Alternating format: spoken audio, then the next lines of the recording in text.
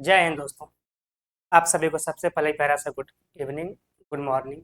आप क्लास जब ये देखें तो आपके लिए वही है, क्योंकि क्लास ले रहे हैं हम शाम में, इसलिए आपको गुड इवनिंग। कैसे हैं आप लोग? चलिए, आपको हम देखिए देते हैं क्या, ये वाला। लेकिन आपका एग्जाम है 1 महीना के बाद। आपका एग्जाम कौन सा है? सीपीओ वाला, और आपका है सिलेक्शन पोस्ट वाला। ठीक है, ये आपका जो है एग्जाम है। तो हम क्या करेंगे, जब एग्जाम अभी है तो मेरे पास सवाल है तो आपको हम देंगे। तो जो पूछा गया है 23 में, क्योंकि 1 महीना में सवाल हम 23 वाला ही कर सकते हैं, सब सवाल नहीं कर पाएंगे। हम क्या करेंगे, जो सवाल सीपीओ वाला और सेशन पोस्ट का सवाल 23 वाला है, वो सवाल को हम 1 महीना में कवर कर। ठीक है, तो हम लोग आज से शुरू करते हैं और आपको आज से 1 महीना लगातार आपके साथ हम रहें। ओके, चलिए करते हैं सवाल। आपका ये सवाल होगा 23 वाला, बिल्कुल 23 वाला। जो सवाल हाल ही में हुआ लेटेस्ट में, 23 वाला ये सवाल ही आपका होगा। आपका इसमें 50 सवाल होता है मेरे भाई। ठीक है, आपका सीपीयू होता है 50 सवाल। तो 50 सवाल एक क्लास में देना संभव नहीं, असंभव वाली बात है। तो और सवाल बहुत ही अच्छा अच्छा होता है, बिल्कुल सवाल नहीं होता है नॉर्मल सवाल, इसका सारा अच्छा अच्छा होता है। ठीक है, तो सवाल को एक ही में कवर कर देना ये आसान बात नहीं है। ये आपको ये जो 15 ये जो आपका 50 सवाल है, ये आपका कवर होगा 3 क्लास में। ठीक है, तो ये सिर्फ सवाल करवाना नहीं होता है, सवाल को समझाना भी होता है, करना भी होता है। ओके, चलिए करेंगे सवाल को मेरे भाई प्यारे प्यारा, के बाद आपको जवाब देना है इसका। देखिए, आपके सामने हम चाहते तो लाइव ला सकते थे। ठीक है, लाइव ला सकते हैं, कोई बड़ी बात नहीं है, मेरा है कुछ, हम लाइव ही पढ़ाते हैं। लेकिन ये क्लास पर डे चलेगा नहीं। अगर आपका आज चला तो फिर कल नहीं, परसों होगा, क्योंकि पर डे क्लास चलता है शाम में 8 बजे। तो पर डे क्लास रोज 2 क्लास देना बहुत संभव नहीं है। ठीक है, इसलिए क्लास आपको रिकॉर्डिंग ही देंगे, आपको वही देखना है। ठीक है, अगर आप कहते हैं कि लाइव लाइए तो फिर आएगा, तो नहीं तो फिर आपका रिकॉर्डिंग ही चलता रहेगा। चलिए मेरे भाई, बताइए सवाल का आंसर जो है आपके सामने क्या होगा। ये आपका सवाल है, 1 मिनट भाई।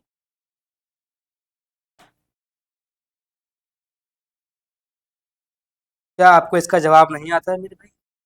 आप इतना कमजोर हो?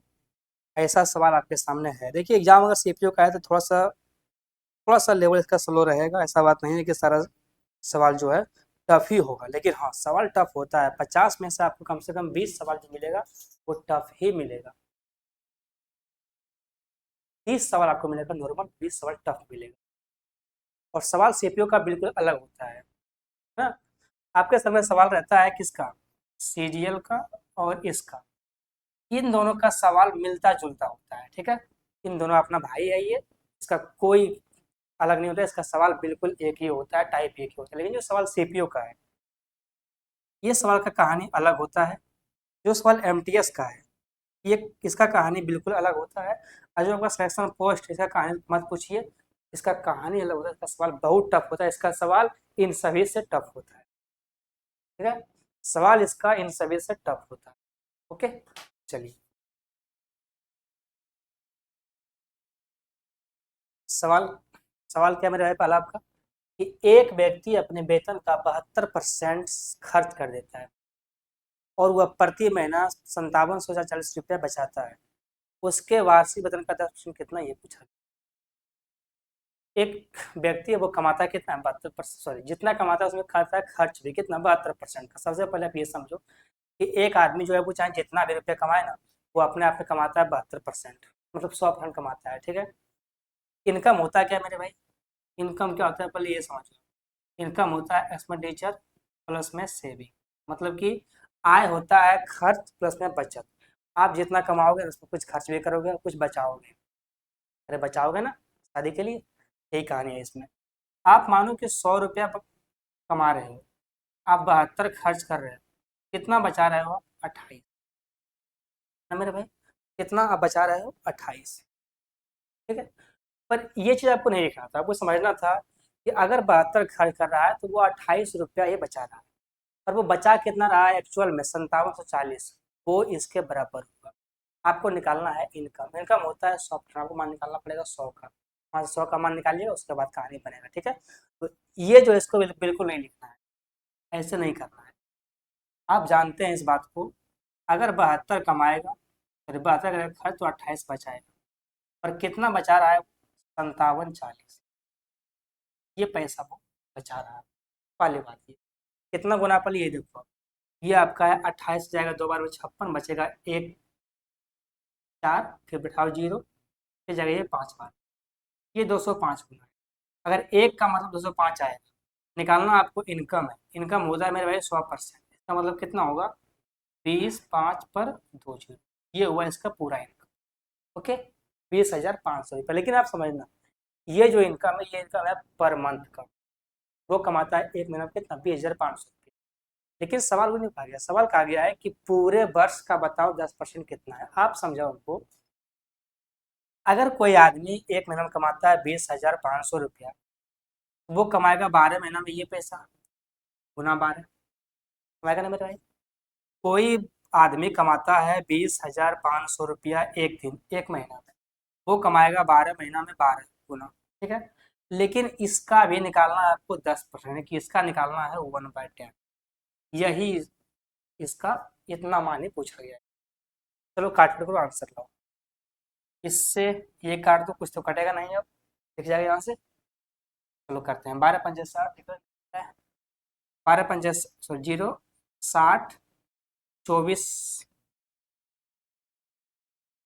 0, 6, 24, 12 दूना 24, कितना आ गया? 24,600 रुपया उसका पूरे वर्ष का 10% कितना है? 24,600 रुपया। ठीक है, ये सवाल आपका बहुत अच्छा था। चलिए, ये आपका हुआ पहला सवाल। सवाल करते हैं, बताओ इस सवाल का आंसर क्या होगा? ये सवाल आपका अलजेब्रा वाला। 50 सवाल होता है, 50 सवाल सीपीयू में, और सीपीयू का 50 सवाल हर एक टॉपिक से होता है, कोई भी टॉपिक नहीं छोड़ा है, सबका सब उठाया है, सबका सब उठाया है। ठीक है, सबसे लिया है। चलो करते हैं, एक्स बटे वाई बराबर वाई बटे एक्स का मान अगर 1 है, एक्स प्लस वाई का मान 2 है, तो बताओ एक्स क्यू प्लस में वाई क्यू का मान करे? ये कर लेगा? बताओ, ये क्या करोगे? इसको कुछ नहीं कर पाओगे, इसका एलसीएम ले लो, सबसे कहानी अच्छा है। इसका एलसीएम क्या होगा? नीचे एक्स वाई, ऊपर क्या होगा? एक्स स्क्वायर वाई स्क्वायर, यही तो होगा, एक्स स्क्वायर वाई स्क्वायर बराबर में कितना है? 1 बटे में क्या है? 1। अरे कुछ नहीं तो 1 तो है ना, बटे में कुछ रह 1 तो रहेगा। देखो, अगर ये दोनों बराबर है, इसका मान ये वाला, इसका मान ये वाला, है ना? फिर क्या है? एक्स प्लस वाई का मान 2 दिया, पूछा क्या है? X Q plus Y Q, पूछा है एक्स क्यू प्लस में वाई क्यू। ये होता है क्या है? ये होता है X plus Y, X plus Y वो कितना दिया गया है? तो अंडर में होता है एक्स स्क्वायर प्लस में वाई स्क्वायर, वो मान कितना है? 1। माइनस में होता है एक्स वाई, मतलब ए बी होता है, ए बी है कितना? 1। देखो, अगर ये 0 तो पूरे 0, है ना? दुनिया जीत क्या हो, 0 हो तो 0, है ना भाई? यही हुआ इसका आंसर, क्या? 0। मेरे भाई फॉर्मूला होता है ये वाला, A Q plus B Q, formula होता है A plus B, A square B square minus में ए। फॉर्मूला होता और भी है, लेकिन जो चाहिए उस पर फोकस करो और उनको छोड़ो। चल, ये सवाल अगला,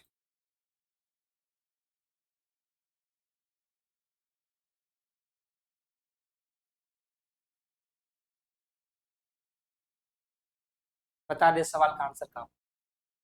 सवाल पढ़, सवाल है कि दो संख्या है, कौन कौन है? 3 और 5 है। देखो, पहले कहाँ से लिया था वो? परसेंटेज। अब कहाँ से लिया था? पहले, उसके बाद अलजेब्रा से। ये कहाँ है? एलसीएम से। हुआ 3 चैप्टर, सब लपेटता है। दो संख्या है 3 और 5 के अनुपात में है, उनके मात्रा सावर्तम और लघुत्तम सावर्तम, जो मतलब जो एचसीएफ है, जो एलसीएम है, गुणनफल कितना है? 200, सॉरी 2700 है। उन संख्याओं का बताओ योगफल ज्ञात करना है। ज्ञात करना है, सिंपल बात है यार। अगर निकालना है आपको संख्या, तो होता क्या है? फर्स्ट इंटू सेकेंड बराबर में एलसीएम गुना एचसीएफ, यही तो होता है। फर्स्ट इंटू सेकेंड कितना है? 3 गुना में 5, अब बराबर कितना है? 27, है ना? 3 से कटेगा 9 बार, यहाँ से कटेगा 5 से कटेगा, ये काट दो इसको 18 बार में, ठीक है, ये पूरे काट दो 18 बार, 18 × 95 हो जाएगा ना? अरे होगा मेरे भाई, ठीक है नहीं? ये गड़बड़ है क्या? 180 आएगा, उसका एल्सियम थोड़ा होता है, उसका एल्सियम होता है 180 का, वो तो नहीं होता है ना। चलो करते हैं फिर से करते हैं इसको। 3x गुना में 5x, इसको x मान लो आराम से, और ये है कितने इसके बराबर में? 2700 है, यही तो है 2700। ओके, 3×27, ये कटा 9 बार, उसके बाद ये कटेगा 5 से, 18×5 = 90, 18×5 = 90, 180 आ रहा है। यहाँ से कितना आएगा x का मान? अरे भाई 180 कुछ होता ही नहीं है, क्या हुआ? 5×3 = 15, 15×15, आप रुको तो मेरे भाई, क्या हुआ ये इसका? एक काटने में गड़बड़ कर रहे हैं हम। 2700 है ना, 2700, 15 है जगह, 15 से एक बार में। ओके, कितना बचेगा ये बचेगा 12, 0, 15, 8, 20 से, ठीक तो आ रहा है, 180 ही आ रहा है, 180 ही आ रहा है। यहाँ से x का मान कितना आ जाएगा? 18, इस पर रूट चढ़ेगा।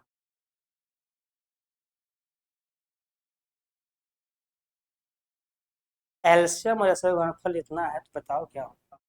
अच्छा 4 है, फिर 4 है, 4, ये तो हुआ क्या इसको? मेरे भाई 4 है यहाँ पर, ये 5 नहीं है, 4, ये 4x है, ठीक है मेरे भाई। अब काटो इसको,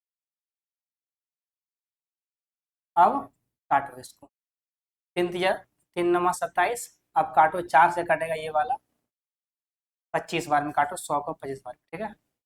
ये कितना आ गया? 9×25, यहाँ से x का मान कितना आएगा? चढ़ेगा अंडर रूट इस पर, तो 9 का 3 और 25 का कितना, अब क्या होगा? 5, कितना होगा ये? 15, ये आ गया x का मान 15। आगे बताओ दोनों का योग कितना होगा? योग कितना है? 3 और 4 कितना होता है? 12, 12×15, 15×2 = 30, 15 और 3 = 18, 180 है इसका आंसर होगा, 180। कौन सा? दोनों को बताओ योगफल क्या होगा? 4, 3, 7, क्या कर रहे हैं अभी? दिमाग का सही काम नहीं कर रहा है मेरा। 7 होगा, 105। इस सवाल में टोटली दिमाग पता नहीं कहाँ था। 5, 4 को 5 लिखे हैं, 7 को 12 लिख दिए। चलो करते हैं सवाल। होता है मेरे भाई, कंफ्यूजन होता है कि मेरे भाई, फटाफट सवाल खींचते हैं मेरे भाई, बहुत सारा सवाल है, बहुत सारा सवाल है। करो। सवाल है कि यदि एक शंकु की ऊंचाई 7 सेंटीमीटर है और इसके वृत्ताकार आधार का व्यास जो है 12 सेंटीमीटर है, तो बताओ इसका आयतन क्या होगा? मेरे भाई ये सवाल जो आपका है, आपको ये सवाल बनाया है नहीं, आपको जो डेट लिखा हुआ है वो डेट को उठाओ, आप देखना उस सवाल आपको मिलेगा सीक्वेंस में से। ठीक है? हम सवाल क्यों बनाए? तो सवाल उतना भी डिफिकल्ट नहीं होता है, सवाल बिल्कुल नॉर्मली होता है, लेकिन सवाल बहुत सारा सफल करना होता है, ठीक है। इसमें कहा गया है शंकु है, पहले ये बताओ कि शंकु का आयतन होता क्या? निकालना वॉल्यूम है।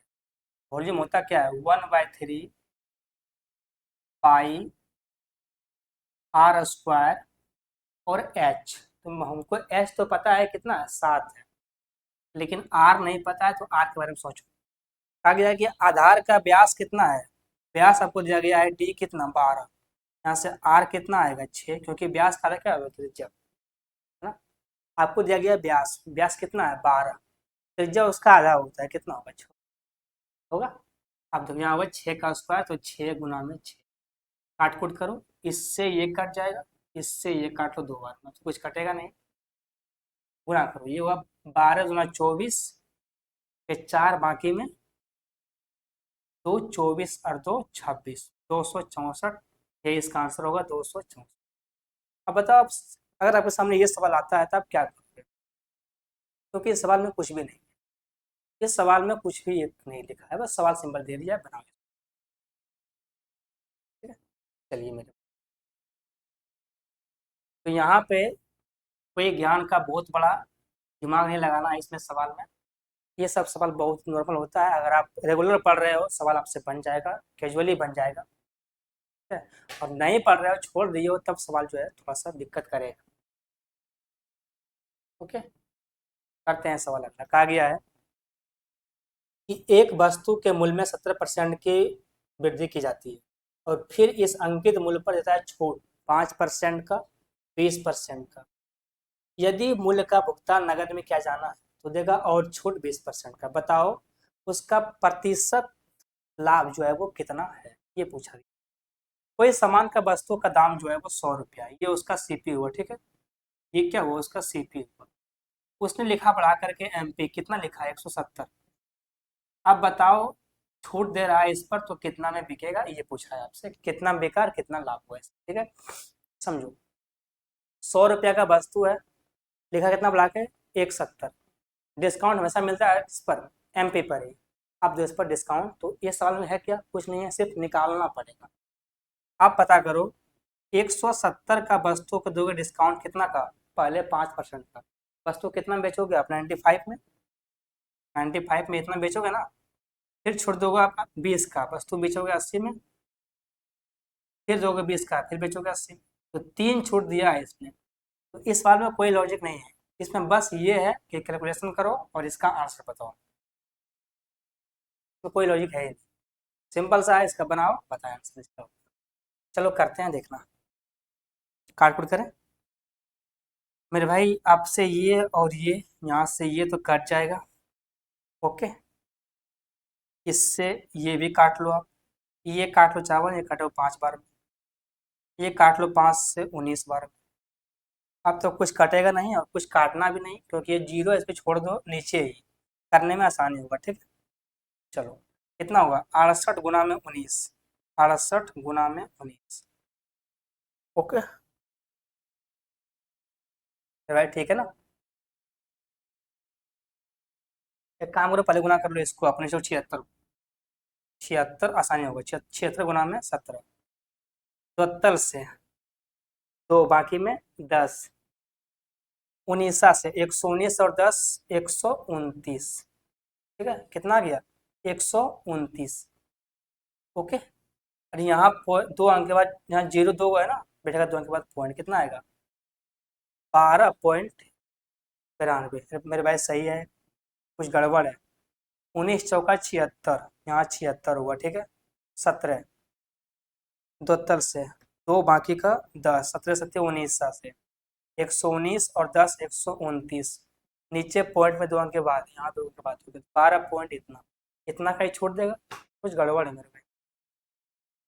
एक वस्तु के मूल्य में 70% की वृद्धि की जाती है, चलो भाई वृद्धि कर दी है। फिर डिस्काउंट देगा 5% का, फिर 20% डिस्काउंट देगा, फिर अगर डिस्काउंट 20% का, तो ये 95/100, 80/100, 80/100। ऐसे यहाँ पर 8 बचा हुआ है, तो मेरे भाई यहाँ पे 8 देखो बचा हुआ है। ठीक है, इसको नहीं लिए, ये 8 बचा हुआ है, इस 8 से भी गुना करो, फिर से इसमें गुना करो इस 8 से भी, कितना होगा मेरे भाई, 8 दूना 16, 9 8 72 और 1 73, और फिर आएगा आपका 8 दूना 16 और 7 कितना होता है भाई, 23 का 3 बाकी में 2, 8 और 2 कितना होता है 10। यहाँ बैठाओगे पॉइंट, कितना बेचोगे, 103.36, 103.36। ठीक है, हमने इस 8 को छोड़ दिया था, भूल गए थे, नहीं ले पाए थे। ठीक है, चलो तो बस तो आप इतना बेचोगे, कितना, 103.3336 में, इतना वस्तु बेचोगे आप। खुद देखो, वस्तु का दाम 100 है, आप इतना में बेच रहे हो, कितना का लाभ हो रहा है, 3.36 का, 3.36 का, यही इसका आंसर होगा, 3.36 का। तो हम पहले क्या बोले कि इस सवाल में कुछ भी लॉजिक नहीं है, कुछ भी नहीं है, सिंपल सा बात है। डिस्काउंट दिया और डिस्काउंट 3 डिस्काउंट दिया है, अब उसको हल करना पड़ता है, गुना भाग में समय लगता है। गुना भाग को जितना जल्दी आप करो पाओगे तो उतना फास्ट हो जाएगा।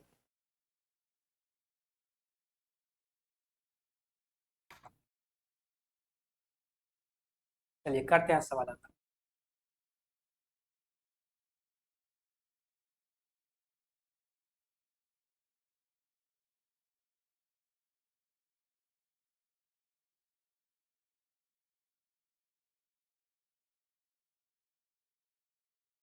ठीक है, चलो भाई, टेंशन मत लो, सवाल बनेगा आराम से। अगर दो त्रिभुज का एरिया का अनुपात है 4:3, उनका ऊंचाई कितना है 6:5, बताओ उनका बेस का एरिया अनुपात जो है रेशियो कितना हो। एक बात आप समझते हो कि जो ट्रायंगल का एरिया होता है वो 1/2 गुना में बी और गुना में एच होता है, इस बात को जानते हो। ये जो 1/2 है ये कांस्टेंट है, ये फिक्स मान है, ठीक। जो ट्रायंगल का एरिया होता है वो किस पर डिपेंड होता है, इस पे, उसके बेस पर और उसके हाइट पर, इस पे डिपेंड करता है, ठीक है। अब बात को आप समझो, आपसे पूछा क्या है, आपसे पूछा गया बताओ बेस क्या होगा। अगर बेस निकालना है, क्या करना पड़ेगा आपको, एरिया में भाग देना पड़ेगा एच, है ना। अगर आपको बेस चाहिए तो आपको क्या करना पड़ेगा, आपको देना पड़ेगा भाग किस में, एरिया में हाइट से। चलो करते हैं, निकालते हैं। आपका एरिया है 4 और 3 के अनुपात, ठीक है, हटा दो ऊपर वालों को। एरिया इस अनुपात में है 4:3, हाइट है 6:5 में, 6:5 में। आपको निकालना है बेस का रेशियो, किसका, बेस का।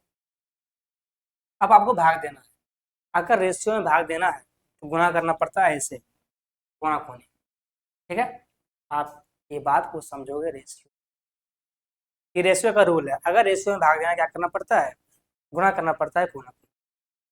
पंचों का 20 और अनुपात में छेदिया 18, आटो कितना आएगा 10:9, यही इसका आंसर होगा, 10:9।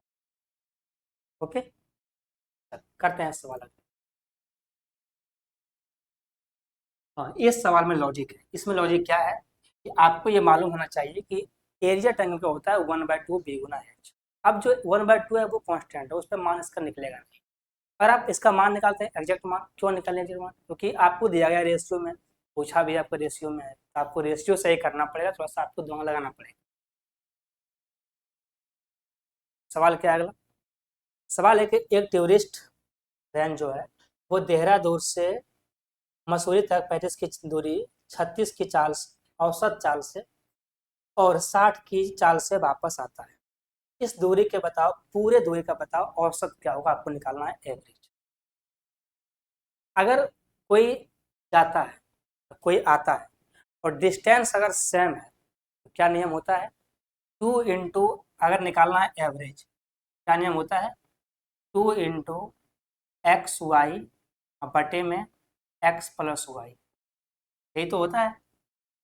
दूरी वही है, जाना है फिर आना है, ठीक है, तो दूरी उतना ही है, गया वो अलग चाल से, आया अलग चाल से, तो 2 इंटू X+Y बटे में एक्स गुना वाई बटे में X+Y। ये नियम होता है जब दूरी सेम हो तब, जाने वाला हो और आने वाला बात हो तब होता है, ठीक है। चलो करते हैं, 2 गुना, गया वो 36 की चाल से, आया वो 60 की चाल से, बटे में 36 + 60 कितना होता है 106, यही तो होता है, 96 होता है ना, 96 होगा, 96। काटो आप, ये कटेगा 12 से 8 बार में, ये कटेगा 12 से 5 बार, ये कटेगा 2 से 4 बार में, 4 से 36 9 बार में, कितना आ गया 9×5 = 45 किलोमीटर पर आवर। ये उसका जो है एवरेज स्पीड है, 45 किलोमीटर पर आवर। अगर डिस्टेंस सेम हो, जाना हो और आना हो तब निकालना हो सर, तो आप लगाओगे ये नियम, 2 इंटू XY प्लस में X+। अब ऐसे भी होता है क्या है, टोटल डिस्टेंस बटे में टोटल टाइम, वही निकालना है। अगर वैसे भी करोगे तो आंसर वैसे भी आएगा, ऐसे ही कर लो, ठीक है। चलो करते हैं सवाल अगला।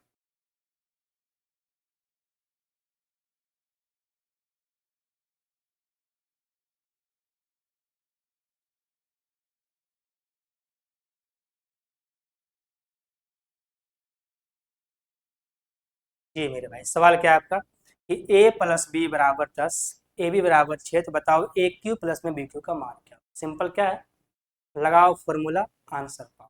AQ+B Q, ए क्यू प्लस में बी क्यू। क्या फॉर्मूला होता है?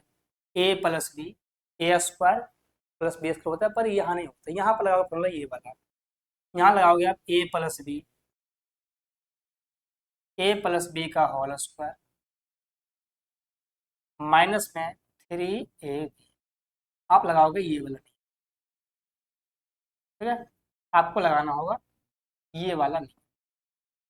अगर आप लिखते हो ए स्क्वायर प्लस बी स्क्वायर, आपको निकालना पड़ेगा वहां से ए स्क्वायर प्लस बी स्क्वायर, इसीलिए वैसा नहीं करना है, जो जरूरी पड़े वैसे करना है। यानी कहाँ से ये मच्छी आ गया। चलो बैठाते हैं, क्या नाम है, सॉरी क्या बात है, ए प्लस बी कितना है आपका 10, यहाँ होगा 10 का स्क्वायर 100, और माइनस में कितना है 3 छक्का 18, कितना बचेगा ये 86 गुना में 10 800, सॉरी 84 ऐसे है ना, 82 6 18 82 820, ये इसका आंसर है 820। कौन सा आंसर है? आंसर नंबर ए होगा आपका 820।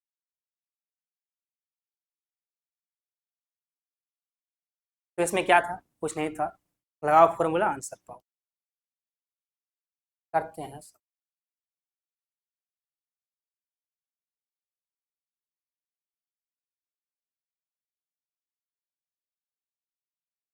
बस मेरे भाई आपके सामने ऐसा ऐसा ही सवाल होता है, आपको खींचना पड़ता है, इससे टाइम लगता है ऐसे फटाफट करने में, ये 50 सवाल होता है। समस्या इस बात का 50 सवाल फटाफट खींचना पड़ता है। हम तो कभी दिए नहीं, क्योंकि मेरा हाइट नहीं है उतना जितना उसमें चाहिए, ठीक है? मेरा हाइट बहुत कम है, मैं इत्तु सा हूँ, मतलब इत्तु सा ना, छोटा सा हूँ।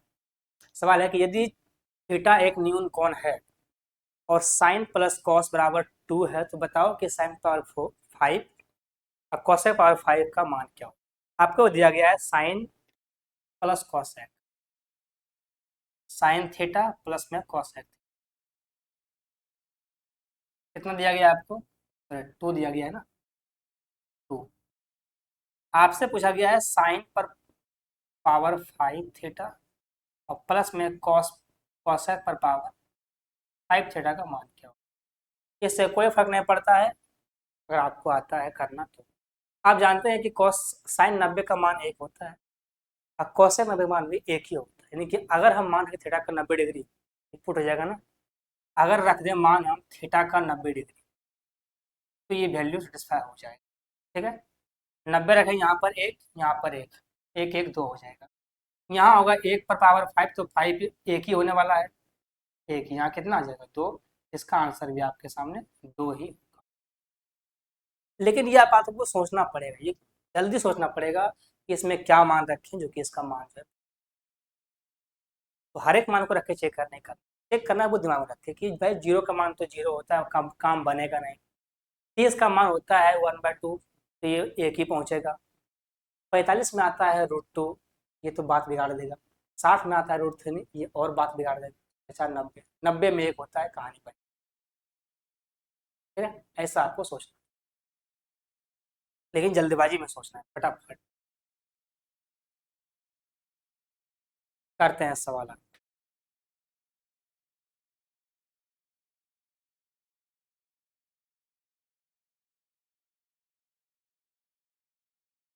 तो आपका 10 सवाल था किसका? सीपीयू का, ठीक है, सीपीयू का।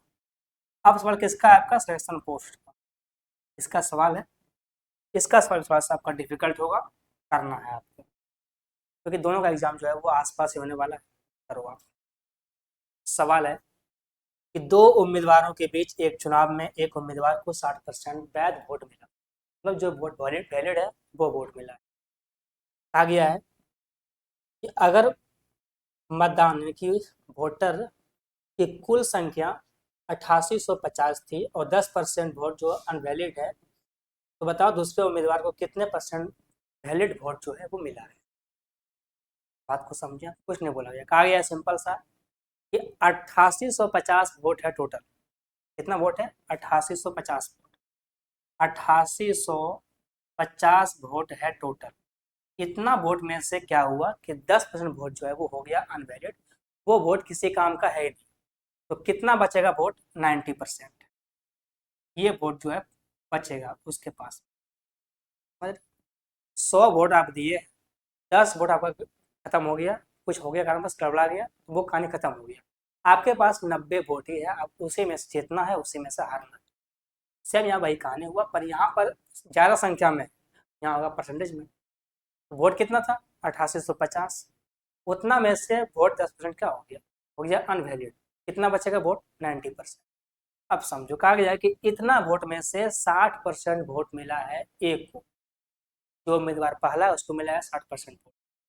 कुल वोट होता है, दो आदमी खड़ा है तो कुल होगा 100%। 100 में से मिला है एक को 60, कितना मिलेगा दूसरे को? 40%।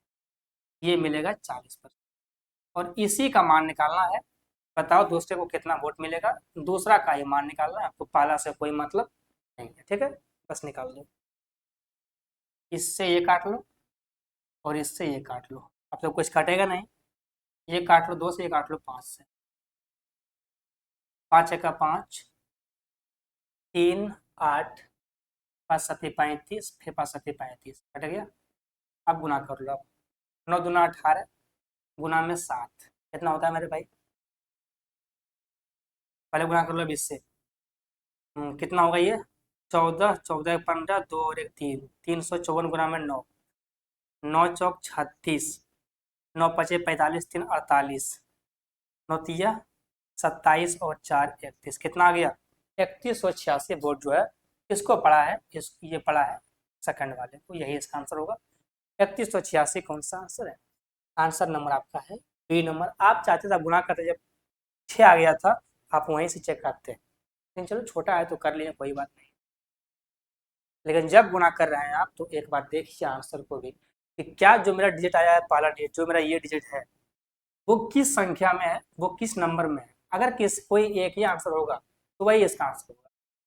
अगर 2 4 5 वो होगा तो करना पड़ेगा, तब तो कोई उपाय बनेगा नहीं। ओके, करते हैं सवाल।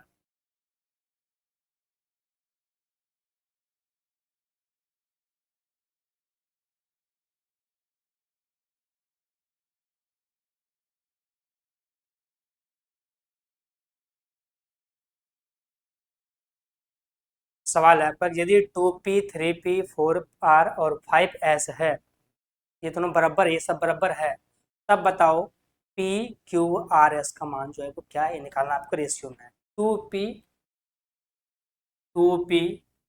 बराबर में 3p बराबर में 4r और बराबर में 5s। अगर ये सब है तो आपको निकालना है p ratio q ratio r और रेशियो s। इन सभी का मान क्या होगा, ये चारों आपको देखना पड़ेगा। ठीक है? चारों को देखना है, कैसे करोगे पहले आप सोचो। इस सवाल में सोचना कुछ भी नहीं है, जब भी आपके सामने सवाल ऐसा है तो अगर आप पढ़े हैं रेशियो तो आपको समझ में आएगा कि इन सभी का एलसीएम लेकर के मान निकाला जाता है। अगर नहीं पढ़े हैं तो आप सिंपल बात सीख लें कि इस सभी का मान निकालना रेशियो है, सॉरी निकालना पहले इसका एलसीएम है। इसका जो एलसीएम होगा उसी से करेंगे कंपेयर, और वही इसका आंसर। 2 3 4 5 का एलसीएम होता है 60। क्या होता है? 60, क्योंकि 60 ही ऐसा नंबर है जो कि इन सभी से कटता है मिनिमम। ठीक है भाई, मैक्सिमम नहीं। सबसे छोटा जो नंबर होगा वो 60 होगा जो कि इनसे कटेगा। अगर निकालना आपको एलसीएम है, एलसीएम होता है ये कॉमन लिस्ट, ठीक है, लिस्ट होता है। ओके, छोटा अंक होता है।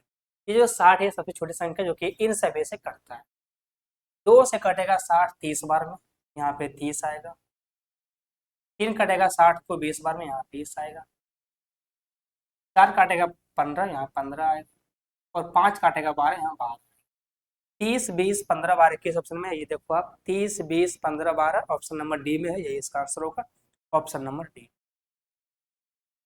तो अगर सामने आपके सामने ऐसा सवाल आए तो आप क्या करोगे, इसका निकालोगे इसका एलसीएम, और इसका एलसीएम से करोगे कंपेयर, और वही इसका आंसर होगा। ओके, और रेशियो पढ़े हैं तो ये बात आपको कंफर्म पता होगा, नहीं पढ़े हैं तो आप सीख लो। चलो करते हैं सवाल।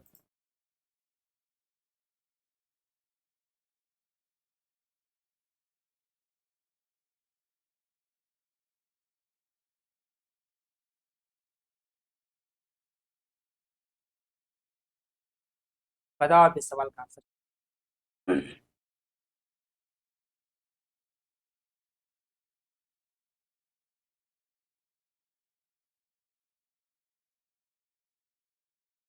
सवाल है आपका कि रेखा के पास एक ही तरह के दो लैपटॉप हैं। उसने उनमें से एक को 3200 रुपया में, सॉरी 32,000 में बेच दिया और 20% की हानि। 20% का लाभ प्राप्त करने के लिए बताओ उसे दूसरा लैपटॉप जो है किस कीमत पर बेचना, ये पूछा। उसके पास दो लैपटॉप है। दोनों लैपटॉप का जो दाम है उनमें से एक का, दोनों का दाम क्या है, एक ही तरह के दो लैपटॉप है, ठीक है। उसको बेचा है उसने, एक को बेचा है कितना का, 32,000 में बेचा है, 20% की हानि। चलो मेरे भाई हम करते हैं। आप बताओ, उसके पास दो लैपटॉप है, मुझे नहीं मतलब है। उसने 32,000 रुपये में बेचा लैपटॉप का। इस पे क्या हुआ उसको, इस पर उसको हानि हो गया कितना का, 20% का। तो जो दाम होगा लैपटॉप का वो होगा कितना, वो होगा, अगर 20 का हानि हुआ है तो सामान 5 का था, उसने 4 में निपटा दिया इसको। सिंपल कहानी क्या है, 4 8 32, 8 पंचे 40, कितना आ गया, 40,000। ये उसका दाम था, 40,000 रुपये उसका दाम था। उसने कितना निपटा दिया, 32,000 में। अब ये जो लैपटॉप का दाम है, दोनों का दाम बिल्कुल सेम ही है। कितना दाम है, 40,000 रुपया। अब जो उसका सेकेंड लैपटॉप बचा हुआ है, बताओ उसको कितना में बेचे कि उसको 20% का लाभ हो। आपको निकालना है एसपी। दोनों लैपटॉप का दाम सेम ही है, कितना है, 40,000 रुपया ही है। यही उसका दाम है, 40,000। अगर कमाना लाभ 20% का, वस्तु 5 का है पर आपको 6 बेचना पड़ेगा। मेरे भाई अगर आपके सामने है 20%, तो होता कितना है, 1/5, ये होता है टोटल। अगर आपके पास 5 का सामान है, आप बेचोगे 6 में, तब तो आपको लाभ होगा। ये कटेगा 5 से 40 8 बार में, कितना आएगा, 8 छका 48, 48 पर 3 जीरो, कितना आ गया, कितना बेचोगे आप, ये होगा। कौन सा आंसर है, आंसर नंबर 48 होगा, ए नंबर, 48,000। ओके।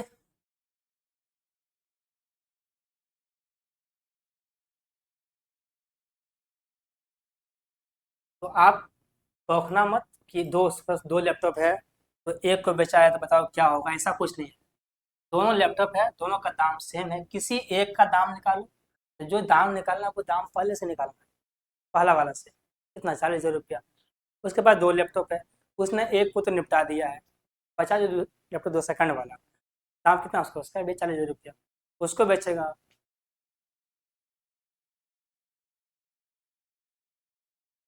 चलो सवाल आपका ये वाला देखो क्या है। 80 रुपये प्रति किलो कीमत वाले 20 किलो चावल को 100 रुपये प्रति कीमत वाले उबाई किलो चावल के साथ मिलाया जाता है। यदि इस मिश्रण को वो ग्राहक को बेचता है 84 रुपये में, बताओ उबाई का मान क्या हो, ये आपसे पूछा। एक व्यापारी है, वो खरीदा दो चावल, एक 80 रुपये में, 80 है ना भाई, हाँ, एक 80 रुपया वाला है, एक है 100 रुपया वाला, दोनों को लाया मार्केट से, मिक्स कर दिया। जो 80 रुपया है वो तो है 20 किलो, लेकिन जो 100 रुपया में है वो कितना किलो, आपको ये बता दो। आपको निकालना है मात्रा का। भाई सवाल है किसका, सवाल आपका है एलिगेशन का। चलो करते हैं। एक 80 रुपया वाला है और एक 100 रुपया वाला। जब इनको मिक्स किया, इसने बेचा कितना में, इसने बेचा 84 रुपया, 84 रुपया में बेचा, ठीक है। यहाँ से ये कितना कम है, 16, ये कितना अधिक है, 4, ठीक है। काटोगे क्या आएगा, 4:1, 4:1, 4:1, ये हुआ 4:1। ये क्या निकला आपका, ये हुआ मात्रा। ये क्या है आपका, ये क्वांटिटी निकला, ठीक है, ये क्वांटिटी है। तो 4:1 पर है क्या, जो 80 रुपये किलो है वो है 20 किलो, और जो वाई रुपये है वो है वाई किलो। बताओ क्या होगा आंसर। आप देखो, ये मान 4 है, ये रेशियो का मान है, ये मान एक्चुअल मान है। कितना गुना है इसका, 5 गुना है। तो ये भी होना चाहिए 5 गुना, कितना, 5 × 1 5। रेशियो में जो मान बढ़ता है वो मान परफेक्ट बढ़ता है, परफेक्ट, क्योंकि बिल्कुल इक्वल बढ़ना चाहिए, ना कम बेस में। ये अगर 5 गुना है तो ये भी होगा 5 गुना, अगर ये 20 बढ़ता है ये भी होता है 20 में। जो जितना रेशियो होगा बढ़ेगा उतना बढ़ेगा, घटेगा उतना घटेगा, गुना होगा उतना गुना होगा। रेशियो चलता है बिल्कुल अपने को एवरेज लेकर। ओके, करते हैं सवाल।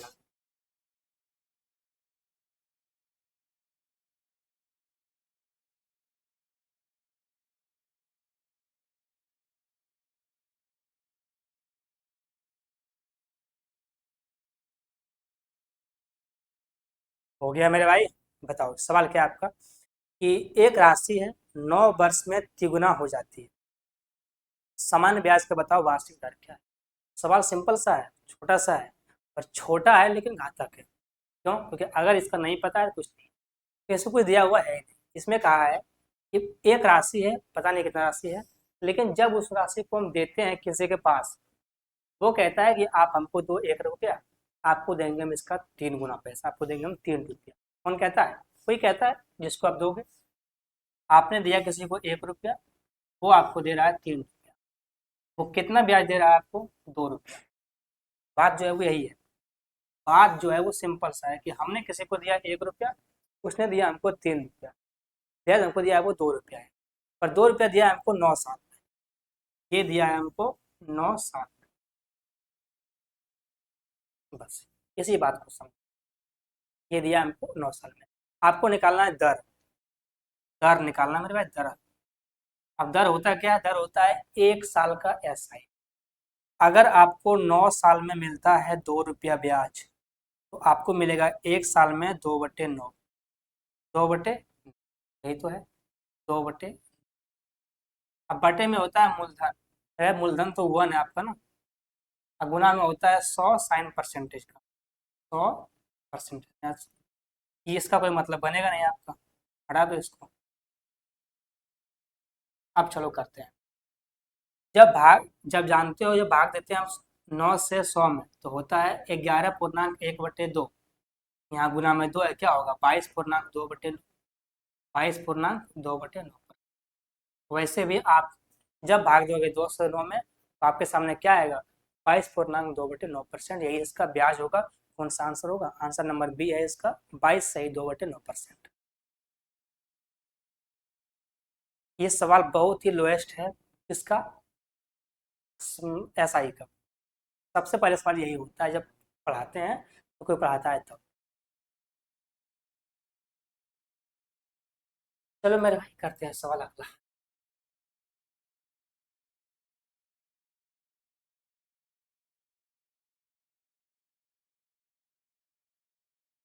तैयार रहो आप लोग सीपीयू करने के लिए। सीपीयू एक कहानी से नहीं बनता है, सिर्फ मैथ से नहीं बनता है, हर एक की। जीके होता है, जीएस होता है, उसमें रीजनिंग होता है, इंग्लिश होता है, कुछ होता है। तो हल्का वाला सवाल है भाई, तो हल्का वाला एग्जाम है। चलिए, सवाल है कि चार संख्याओं का औसत, औसत लिखा हुआ है, ठीक है, औसत होगा। औसत कितना है? 44।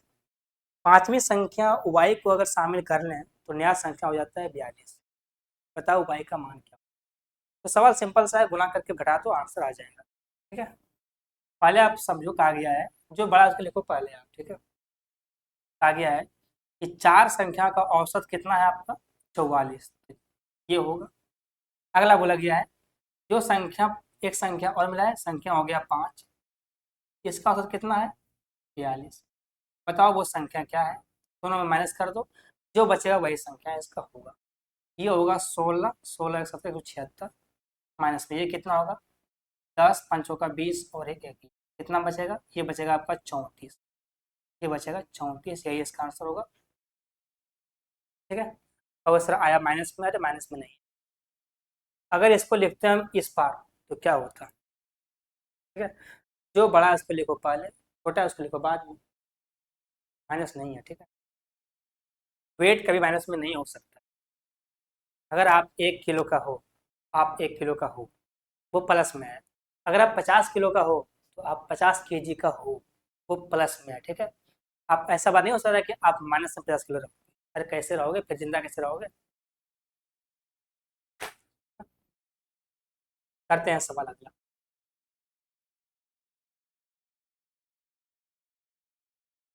बहुत सी चीज़ें होती है जो कि माइनस में कभी नहीं हो सकती, कभी नहीं। नेगेटिव कभी हो ही नहीं सकता। वेट हो गया, डिस्टेंस हो गया, वो कोई नेगेटिव हो नहीं सकता, क्योंकि डिस्टेंस जो होता है, आप अगर इस पॉइंट पे खड़ा हैं, ये कोई डिस्टेंस है ही नहीं। जैसे ही आप इतना भी चलें, डिस्टेंस हो गया, इतना भी चलें, डिस्टेंस हो गया। डिस्टेंस कभी नेगेटिव होता है नहीं। वैसे ही यहाँ पर वेट है। सवाल है कि 13 और 15 सेंटीमीटर त्रिज्या वाले दो वृत्त हैं। दो वृत्त बिंदु ए और बी पर एक दूसरे को काटती है। यदि उभयनिष्ठ जीवा की लंबाई 12 हो तो बताओ दोनों उनके केंद्र के बीच की दूरी जो है कितना होगा। ये सवाल देखो बहुत अच्छा है। ये सवाल इस टाइप जो है सवाल है बहुत बना है इस पर, बहुत सारा सवाल इस पर हुआ है। आ गया दो वृत्त है, आप बनाओ दो वृत्त। एक वृत्त ये लो, और वृत्त बनता ही नहीं है गोल। करते हैं हम कोशिश बनाने का गोल, ठीक है। एक वृत्त आप ये बनाओ, ये गोल हूँ। एक वृत्त ये बनाओ, गोल हूँ, ठीक है। चलो भाई बन गया। आ गया है कि ये वृत्त है जो काटता है। देखो ये ए पर काट रहा है ना, और ये बी पर काट रहा है। काटना भाई कटवाना है, ठीक है। इसको कटवाना है, टच नहीं करवाना है। अगर टच करवाना होता तो बोलता भाई ये स्पर्श करता है, तो यहाँ बोला है साफ साफ करता है प्रतिच्छेदित, ठीक है। ये कर रहा है आपका इंटरसेक्ट। आ गया है ओवनिस्ट जीवा। देखो यही तो जीवा है, यही तो जीवा है। उनके केंद्र के बीच में क्या है, ये देखो केंद्र है, यहाँ से खींचो, ये केंद्र इसका है, और इसको यहाँ से खींचो। यही मान निकालना है इसका। बताओ जो है वो इसका मान क्या। चलो आपको दिया त्रिज्या, त्रिज्या है कितना, त्रिज्या इसका है 13 और 15। भाई त्रिज्या कितना है, त्रिज्या 13 है, 15 है। अगर ये वृत्त का केंद्र है, तो इस केंद्र पर से अगर यहाँ डालें हम, ये त्रिज्या बन जाएगा ना। क्योंकि वृत्त के केंद्र पर से हम चाहे जहाँ भी डालें परिधि पर, वो सभी त्रिज्या होती है, ठीक है। अगर यहाँ डाल रहे हैं हम, तो यहाँ पर त्रिज्या हो रहा है। ये केंद्र है इस वृत्त का, ये त्रिज्या हो गया इसका। ये 12 मान लो इसको, ये मान लो इसको 13, अरे 15 है ना, ये मान लो इसको 15, ठीक है। एक मान लिए 12 और एक मान लिए 15। तो ये बताओ, ये जो आपका जीवा है ना, ओवल जीवा, इसकी लंबाई कितना है, इसका लंबाई है 12। जब ये 12 है, ये काटेगा इसको आधा आधा, ये 6 काटेगा, ये 6 काटेगा, ठीक है। आधा आधा होगा, ये काटेगा बिल्कुल 6। जब आप एक जीवा को जीवा पर डालते हैं, परपेंडिकुलर लंब डालते हैं रेडियस वाला, ये काटता है इसको 90 डिग्री पर, ठीक है। और काटता है बिल्कुल समझ, बिल्कुल इक्वल में काटता है, ठीक है। तो कॉर्ड और रेडियस के बीच में एंगल बनता है 90 डिग्री का, और वो काटता भी बिल्कुल बराबर में है। तो ये देखो, ये कॉर्ड है और ये क्या है, रेडियस है, ओके। अब चलो समझते हैं आगे। मेरे भाई कहा गया, आपको बताओ दूरी क्या होगा केंद्र का, ठीक है। यहाँ तक निकालना है। भाई ये यहाँ नहीं है कि आप त्रिज्या बनाओगे, यहाँ नहीं है, ये इसका अलग कहानी है, ठीक है। यहाँ कहानी, चलो करते हैं। क्या निकालोगे आप, ये 90 डिग्री पर है, ये 90 पर है, ये हो गया समकोण। लगाओ पाइथागोरस, निकालो। ये 15, ये 6, तो ये कितना होगा भाई, 15 का स्क्वायर 225, अच्छे होता है 36, कितना बचेगा, ये बचेगा 9, 8, 1, कितना 189 पर, अंडर में 189, ओके। ये 12, ये 6, ये कितना, 12 का स्क्वायर 144, अच्छे का स्क्वायर 36, कितना बचेगा ये, मेरे भाई कितना बचेगा, सही है ना। ये बचेगा आपका 6 में से गया, सॉरी, ये बचेगा 8,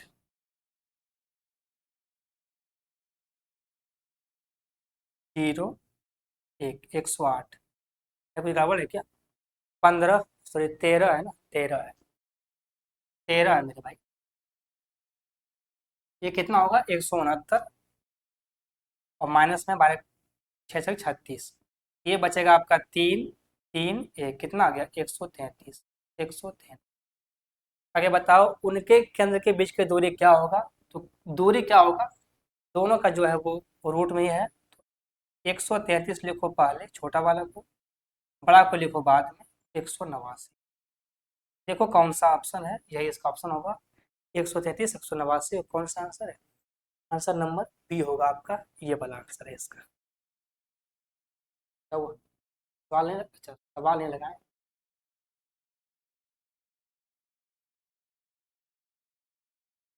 ठीक है, सवाल लगाए नहीं हो, सवाल हम करवा रहे हैं।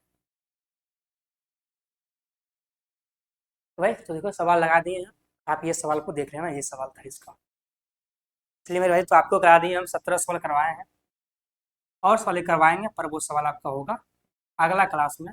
आपको हम मिलेंगे अगला क्लास में।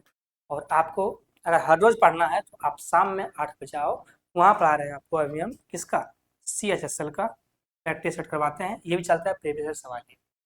ठीक है, शुरू किया है 21 से और ख़त्म करेंगे जाकर के इसको 23 वाला पूरा पढ़ाएंगे। ठीक है, तो हम लोग मिलेंगे शाम में 8 बजे, तब तक के लिए।